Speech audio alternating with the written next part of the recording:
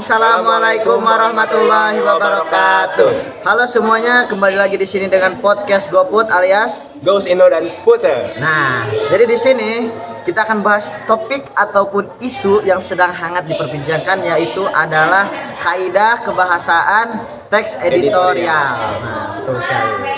Bang Puter sendiri tahu nggak sih apa aja kaidah kebahasaan dari teks editorial itu? Oke. Jadi yang pertama ada kata populer. Nah, kata populer sendiri adalah kata yang biasa kita gunakan dalam kehidupan sehari-hari dan bisa dimengerti oleh masyarakat luas. Nah, contoh katanya itu ada dari kata motivasi seperti gua, lu, dan masih banyak lagi yang lainnya, karena itu adalah kata yang biasa kita gunakan. Contoh kalimatnya itu seperti ini: apa sih motivasi lu untuk membuat podcast ini? Nah, itu adalah suatu contoh atau bentuk kalimat dari kata populer itu sendiri. Nah, masih ada lagi nggak sih Kak selain kata populer? Ada dong, yaitu konjungsi kausalitas. Nah, jadi konjungsi kausalitas itu adalah kata yang menghubungkan suatu kata ya yang merepresentasikan sebab ataupun akibat dari suatu peristiwa atau kejadian. Contoh katanya itu adalah sebab, sehingga, lalu oleh karena itu, dan banyak lagi ya. Nah, contoh kalimatnya sendiri adalah gini ya. Oke, boleh. Gauss terbangun pada pukul 6.50 sehingga dia pun telat masuk sekolah. Seperti itu. Ada lagi nggak sih? Nah, selanjutnya ada kalimat retoris. Kalimat retoris adalah sebagai kata penegasan suatu isu yang sedang diangkat dan bisa ditanyakan hal yang sebenarnya. Nah, contohnya itu seperti ini.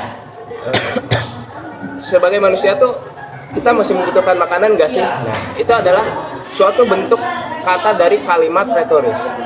Masih ada lagi nggak nih, Bang Gaus? Tentu ada dong, yaitu ada pronomina penunjuk. Pronomina penunjuk adalah kata ganti untuk menunjukkan suatu letak benda ataupun sesuatu yang dibendakan.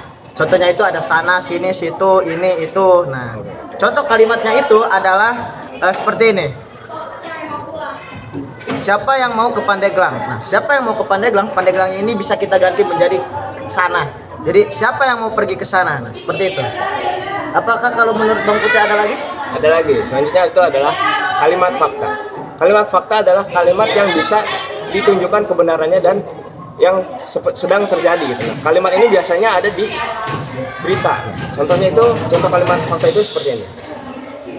Pada pagi hari sedang terjadi kecelakaan lalu lintas di tol Palimanan pada pukul 6.00 WIB. Nah, itu adalah kalimat fakta karena kalimat yang sedang terjadi, menjelaskan yang sedang terjadi dan terjadi kebenarannya gitu. Oh, seperti itu ya. Masih ada lagi nggak nih, Bang?